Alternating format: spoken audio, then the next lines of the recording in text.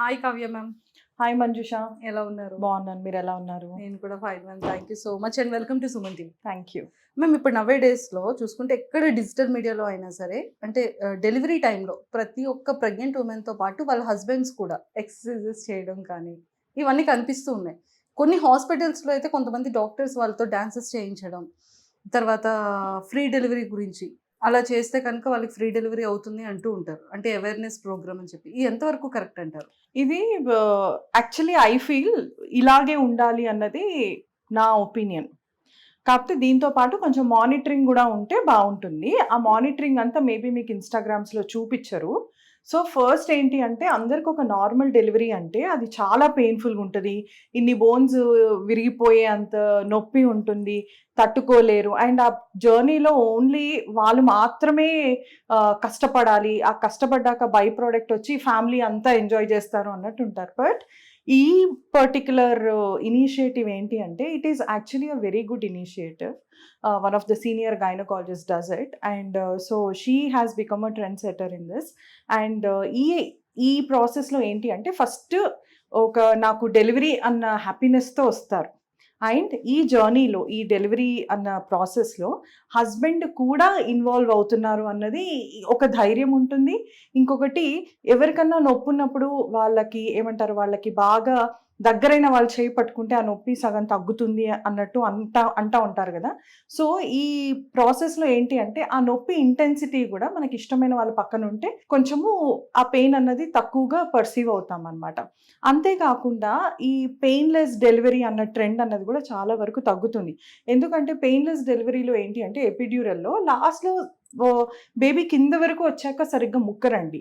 అదే మనకి painless delivery కాకుండా నార్మల్ పెయిన్స్తో డెలివరీ అయ్యే దాంట్లో తొందరగా అయిపోతుంది. And also role of instrumental delivery అంటే ఫోర్సెప్స్ కానీ వెంటూస్ కానీ దాని ఉపయోగం కూడా చాలా వరకు తగ్గుతుంది అనమాట. సో ఈ ప్రాసెస్లో ఇలా ఉండడం వల్ల first you are doubling the joy of your delivery.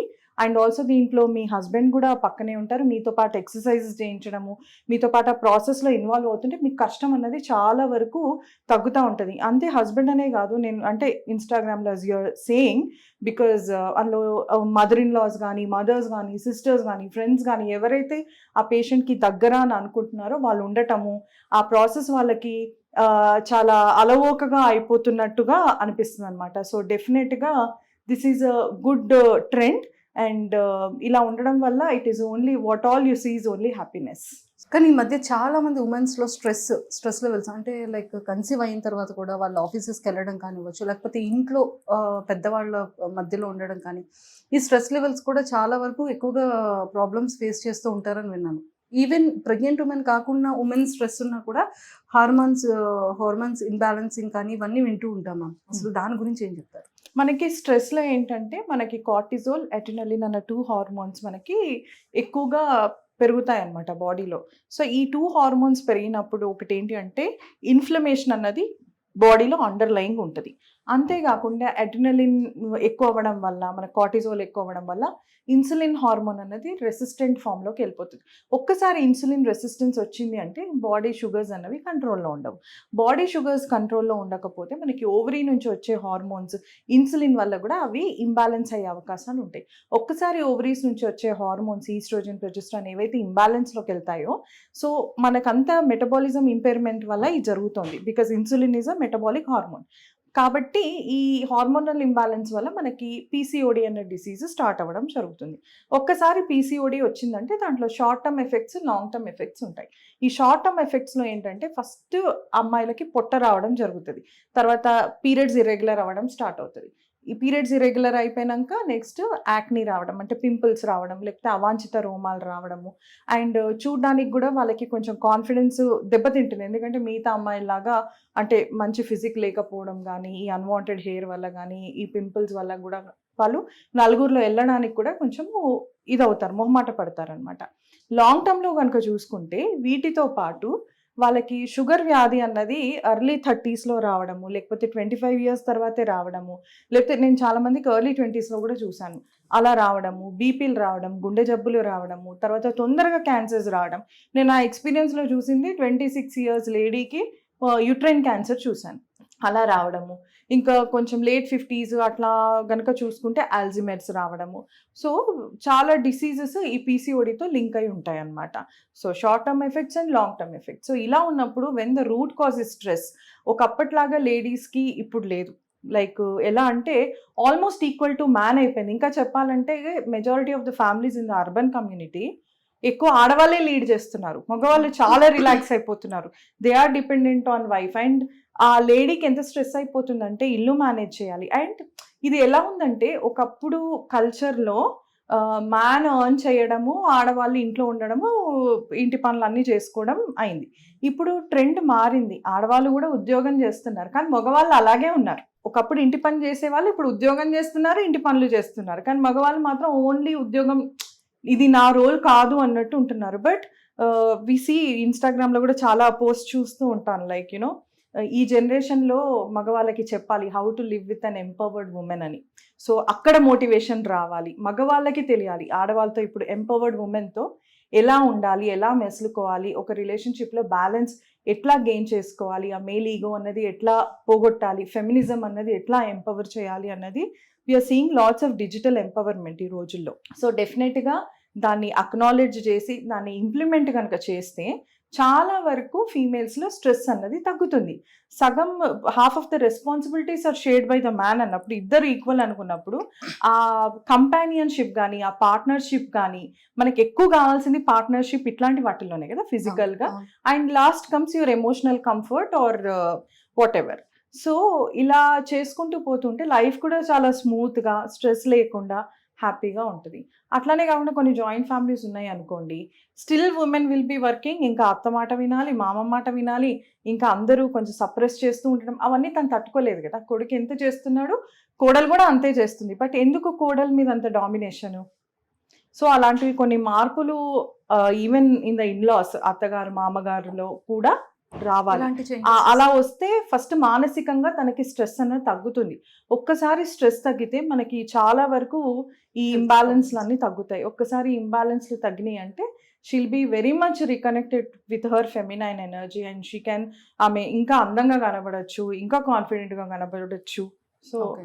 ఈ స్ట్రెస్ అన్నది తగ్గితే చాలా వరకు మనకి ఇట్లాంటి మెడికల్ డిజార్డర్స్ తగ్గుతాయి, ఏజింగ్ ఎఫెక్ట్స్ కూడా తగ్గుతాయి. And as a women she can be happy. Nowadays చూసుకుంటే మ్యామ్ చాలామంది హాస్పిటల్స్కి, అంటే నాకు తెలిసి మీ పేషెంట్స్లో కూడా చాలా వరకు యంగ్ గర్ల్స్ మీకు విజిట్ చేస్తూ ఉంటుంటారు. అంటే లైక్ ఎర్లీ ఏజెస్లో అబోషన్స్ అవ్వడం, ఎర్లీగా కన్సీవ్ అయిపోతూ ఉండడం. సో, అంటే ఇలాంటివి మీరు సొసైటీలో చూస్తూ యా. ఉంటారు కదా. ఈ మధ్య చాలా చూస్తున్నాను నేను. అంటే మీ దగ్గరికి ఎలాంటి యంగర్ పీపుల్ ఎలాంటి ప్రాబ్లమ్స్ ఆల్మోస్ట్ ఎలా ఉన్నారు అంటే వాళ్ళు ఆఫ్టర్ 18 ఇయర్స్ ఇవన్నీ స్టార్ట్ అవుతాయి. ఎక్కువగా నేను 22, 23 ఇయర్స్ అమ్మాయిల్లో చూస్తున్నాను. ఇది ఎందుకు ఇప్పుడు తప్పు అయింది అన్న దానికి నేను రీజన్ చెప్తా. ఒకప్పుడు పెళ్ళి అన్నది 18 ఇయర్స్, 19 ఇయర్స్‌కి చేసేసేవాళ్ళు. 21 ఒక పెద్ద ఏజ్ లాగా చూసేవాళ్ళు. ఇప్పుడు 30 ఇయర్స్ అయినా కూడా females are looking for settlement. లైఫ్‌లో ఫైనాన్షియల్‌గా సెటిల్ అవ్వాలి, నాకు ఉండడానికి ఒక ఇల్లు ఉండాలి, ఒక స్టేబుల్ జాబ్ ఉండాలి, ఓకే నన్ను నేను పోషించుకోగలను అన్న కాన్ఫిడెన్స్ వచ్చాకే పెళ్ళి చేసుకుంటున్నారు. సో, వీళ్ళకి ఒకప్పుడు 18 ఇయర్స్‌కే ఆ హార్మోనల్ సర్జ్ కానీ, ఆ సెక్స్ అన్నది ఒక నీడ్. మనకిప్పుడు ఫుడ్ ఎలాగా, నిద్ర ఎట్లాగా, ఒక ఆఫ్టర్ సర్టెన్ ఏజ్ సెక్స్ అనేది కూడా ఒక బాడీకి ఒక నీడ్ అనమాట.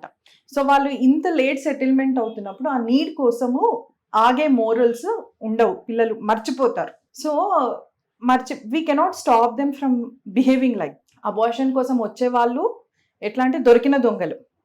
తెలివిగా ప్రెగ్నెన్సీ రాకుండా జస్ట్ వాళ్ళ నీడ్స్ సాటిస్ఫై చేసుకుంటూ జాగ్రత్తగా ఉండేవాళ్ళు దొరకని దొంగలు, అంతే కదా. So, we cannot stop them from that behaviour. But వాళ్ళకు ఎటువంటి అవగాహన రావాలి అంటే, ఫస్ట్ ఇట్లాంటి రిలేషన్షిప్స్ వల్ల ఏంటి అంటే యు ఆర్ ఇన్వైటింగ్ డిసీజెస్. మనకి జస్ట్ ప్రెగ్నెన్సీ ఒకటే కాదు, హెచ్ఐవి, హెచ్బిఎస్ఏజీ, HCV, VDRL and other sexually transmitted diseases, ఇవన్నీ ఒక పార్ట్నర్ నుంచి వస్తాయి. అది ఆడవాళ్ళ నుంచి మగవాళ్ళకి రావచ్చు, మగవాళ్ళ నుంచి కూడా ఆడవాళ్ళకి రావచ్చు. This message is common for both, just అమ్మాయిలకని కాదు. కాకపోతే అది ఇందులో ఎలా అంటారు, ఆకొచ్చి ముళ్ళు మీద పడ్డా ముళ్ళెళ్ళి ఆకు మీద పడ్డా చినిగేది ఆకే అని ఎందుకు అంటారంటే ప్రెగ్నెన్సీ వచ్చేది ఆడవాళ్ళకి, అబ్బాయిలకు రాదు. కాబట్టి ప్రెగ్నెన్సీ రాకుండా జాగ్రత్తగా ఉండాలి. ప్రెగ్నెన్సీయే కదా, మనం పిల్స్ వేసుకుంటే పోతుంది కదా, అబార్షన్ చేయించుకుంటే పోతుంది కదా, కాదు. కానీ కొన్నిసార్లు ఎక్టోపిక్ ప్రెగ్నెన్సీ అని ఉంటుంది. ఎక్టోపిక్ ప్రెగ్నెన్సీ అంటే ఏంటి అంటే ప్రతిసారి మనకి గర్భసంచిలోనే పిండం ఫామ్ అవ్వాలని లేదు. ట్యూబ్స్లో ఫామ్ అవ్వచ్చు, అండాశయంలో ఫామ్ అవ్వచ్చు, గర్భసంచి ముఖద్వారం దగ్గర ఫామ్ అవ్వచ్చు, లేకపోతే పొట్టలో ఎక్కడన్నా కూడా ఫామ్ అవ్వచ్చు. అబ్డామినల్ ప్రెగ్నెన్సీ అంటారు. సో ఇలాంటి కండిషన్స్ వచ్చినప్పుడు కరెక్ట్ ఐడెంటిఫికేషన్ కనుక లేకపోతే ప్రాణాలు కోల్పోయే అవకాశం కూడా ఉంటుంది. ఓకే. సో ఈ ఇంట్రాయూట్రైన్ ప్రెగ్నెన్సీస్ కాకుండా ఎక్టోపిక్ ప్రెగ్నెన్సీస్ కనుక వస్తే కొన్ని we can be medically managing, but not every case. అది మనకి శాక్ ఒక లెవెల్ తర్వాత పెరగదు, ఒక సైజ్ తర్వాత. ఆ సైజ్ తర్వాత కూడా మనం తెలియకుండా మనం బాడీలోనే పెంచుకుంటే రప్చర్ అయిపోయి మొత్తం బ్లీడింగ్ అంతా పొట్టలో అయిపోయి హాస్పిటల్ తీసుకొచ్చే లోపు కూడా ప్రాణాలు పోయిన వాళ్ళని మేము చూసాం. షాక్లో తీసుకొస్తారు చాలామంది. షాక్లో వస్తారు, వాళ్ళ పల్స్ పాల్పబుల్ ఉండదు, బీపీ రికార్డబుల్ ఉండదు. కింద నుంచి పైన ఓటికి షిఫ్ట్ చేసే లోపు కూడా వాళ్ళ హార్ట్ బీట్ 20కి పడిపోతుంది. సో ఇలాంటివి కనుక మీరు ఎప్పుడన్నా ట్రావెల్ చేస్తూ ఉంటే జరిగినా, లేకపోతే మీరు అన్ప్రొటెక్టెడ్ ఇంటర్ కోర్స్ ఇక్కడ చేసుకుని ఇంకెక్కడన్నా ఫారిన్ కంట్రీస్కి ట్రిప్లో వెళ్ళినా, అక్కడంతా మన ఐడి ప్రూఫ్స్ అవన్నీ, అక్కడ ఇన్సూరెన్స్ అవి ఏమి ఉండవు కదా, you take very limited money. So అట్లా అయినా కూడా ప్రాణాలు కోల్పోయే అవకాశం ఉంటుంది. సో ఇది అమ్మాయిలకి స్పెసిఫిక్గా చెప్తాను. ఫస్ట్ ఎస్టీడీస్ అన్నవి 2 కామన్, ఆడవాళ్ళకి మగవాళ్ళకి కామన్ అయితే, సెకండ్ ప్రెగ్నెన్సీ అన్నది ఆడవాళ్ళకి మాత్రమే. కాబట్టి మీరే జాగ్రత్తగా ఉండాలి. ఆ మినిట్లో ప్లెజర్కి కనుక కాంప్రమైజ్ అయితే ప్రెగ్నెన్సీ మీరు తెచ్చుకోవాల్సిన అవకాశం ఉంటుంది. ప్లెజర్ అన్నది అవతల వాడికి వస్తుంది, పెయిన్ అన్నది మీకు వస్తుంది. సో పోనీ ఇంత అయ్యాక మళ్ళీ నేను చాలా తక్కువ మందిని చూస్తాను actually. Very few unmarried couples, at least the boy takes responsibility. తీసుకొచ్చి ఆ అమ్మాయిని హాస్పిటల్ దగ్గర పెట్టి అట్లీస్ట్ బాధ్యత తీసుకుంటారు. కొందరైతే చేసి పారిపోయిన వెధవలు కూడా ఉంటారు. అమ్మాయిలు అనుకుంటారు అది లవ్ అని అనుకుంటారు, బట్ అమ్మాయిలకి తెలియదు లవ్ ఏంటి, లస్ట్ ఏంటి, సెక్స్ దీనికి ఏంటి డిఫరెన్స్ అన్నది తెలియదు. అబ్బాయిలు ఆర్ వెరీ క్లియర్, వాళ్ళకి ఏం కావాలి అయిపోతుంది. సో అమ్మాయిలకి ఇట్లాంటి ఎమోషనల్ బౌండరీస్ పట్ల కూడా అవగాహన ఉండాలి. సో మనని నిజంగా ప్రేమించే తల్లిదండ్రులు మాత్రమే, మనకేమన్నా అయితే వచ్చేది తల్లిదండ్రులు మాత్రమే. పెళ్లి కాకముందు, పెళ్ళయ్యాక భర్త కొంచెం బాధ్యత తీసుకుంటాడేమో కానీ పెళ్లి కాకముందు మాత్రం మనం కోరుకునేది, మన మంచి కోరుకునేది తల్లిదండ్రులు, తోబుట్టులు మాత్రమే. సో ఇట్లాంటి వాటిల్లో చాలా అంటే చాలా జాగ్రత్తగా ఉండాలి. అండ్ నవేడేస్ ఇది ఎక్కువగా మనం అదే చూస్తున్నాము. ఎందుకండి, మాకే ఒక కేసు, ఆమెకి ఆల్రెడీ ఒకసారి ఎక్టోపిక్ అయింది, ఆ ట్యూబ్ తీసేశారు. ఇప్పుడు సెకండ్ టైం ఇంకో ట్యూబ్లో వచ్చి అది రప్చర్ అయ్యి మాకు ఎమర్జెన్సీలో వచ్చింది.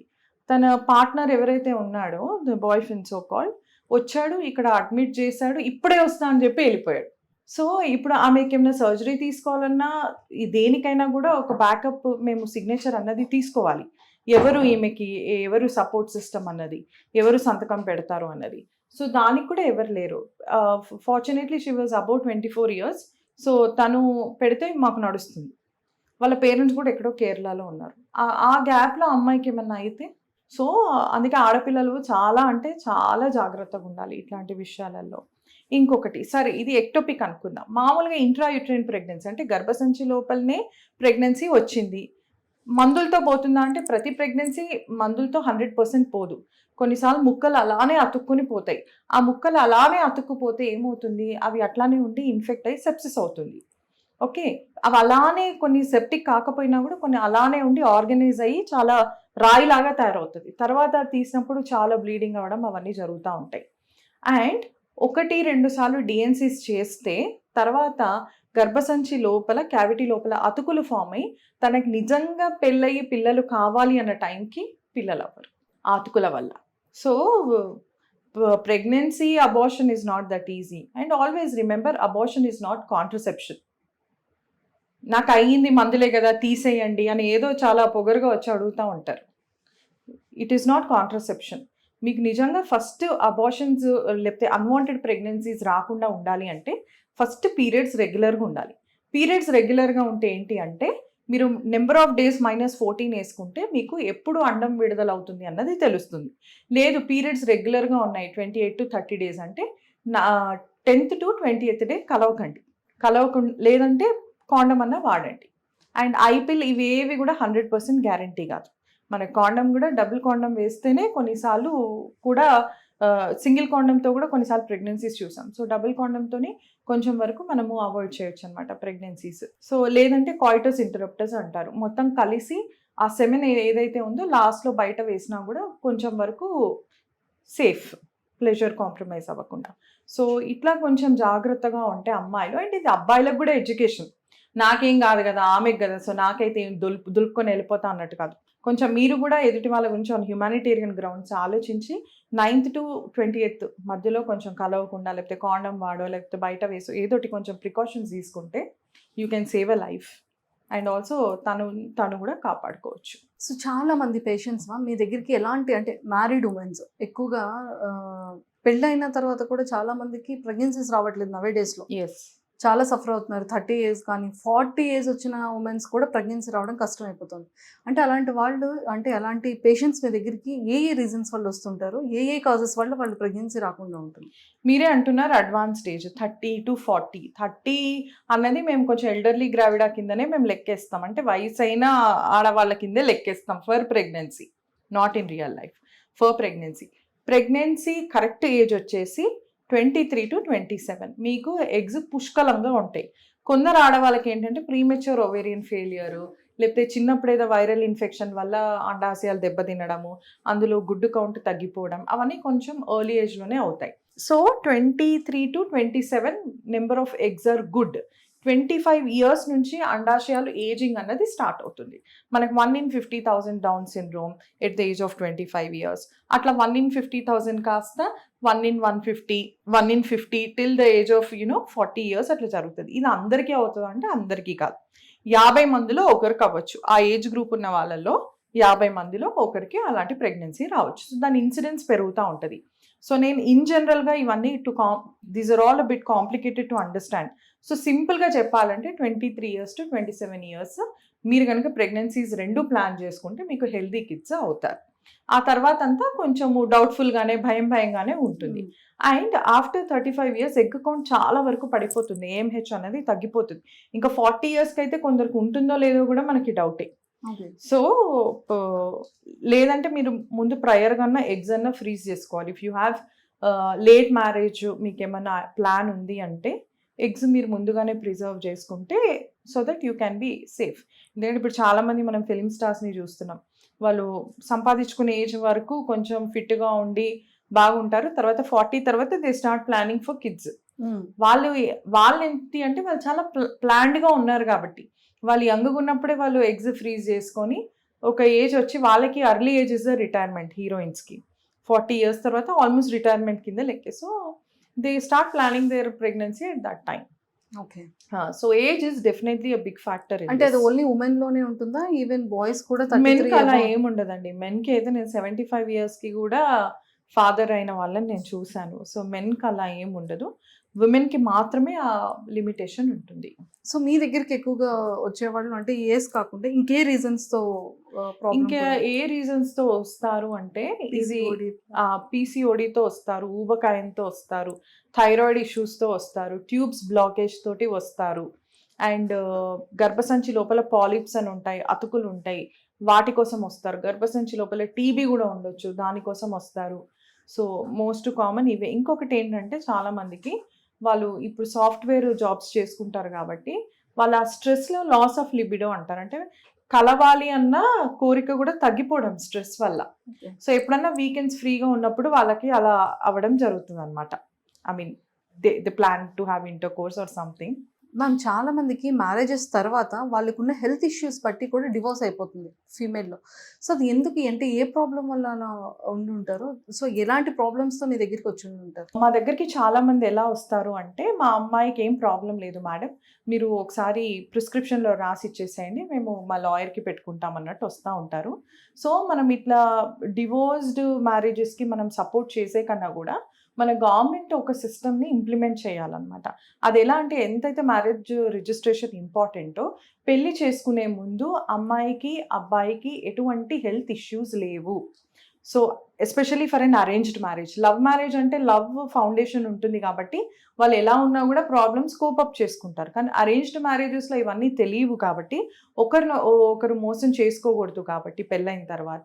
సో పెళ్ళికి ముందే మెన్కేమో ఒక యూరాలజిస్ట్ ఫిజిషియన్ దగ్గర, ఫీమేల్స్కేమో ఒక గైనకాలజిస్ట్ అండ్ ఫిజిషియన్ దగ్గర చూపిస్తే వాళ్ళకి ఏమన్నా హెల్త్ ఇష్యూస్ ఉన్నాయా, ఏమైనా మోసం చేసి పెళ్లి చేసుకుంటున్నారా అన్నవి మనకి బయటకు వస్తాయి.